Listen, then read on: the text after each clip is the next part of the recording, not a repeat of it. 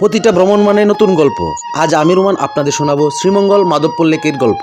শ্রীমঙ্গল থেকে মাত্র 25 কিলোমিটার দূরে কমলগঞ্জ উপজেলার মাধবপুর ইউনিয়নে লুকিয়ে আছে এই স্বপ্নময় লেক।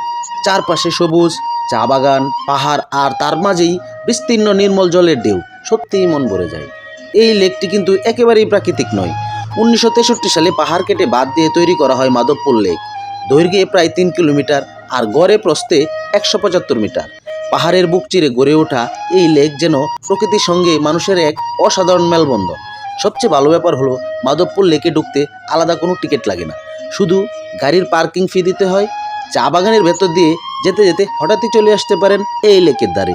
আর হ্যাঁ, সময়টা কিন্তু মনে রাখবেন, প্রতিদিন সকাল 8টা থেকে সন্ধ্যা 6টা পর্যন্ত লেক দর্শনার্থীদের জন্য খোলা থাকে। তাই সকালে বের হলেই পাবেন সূর্যের আলোয় ঝলমলে জলের প্রতিবিম্ব, আর বিকালে পাবেন অন্যরকম শান্ত সৌন্দর্য।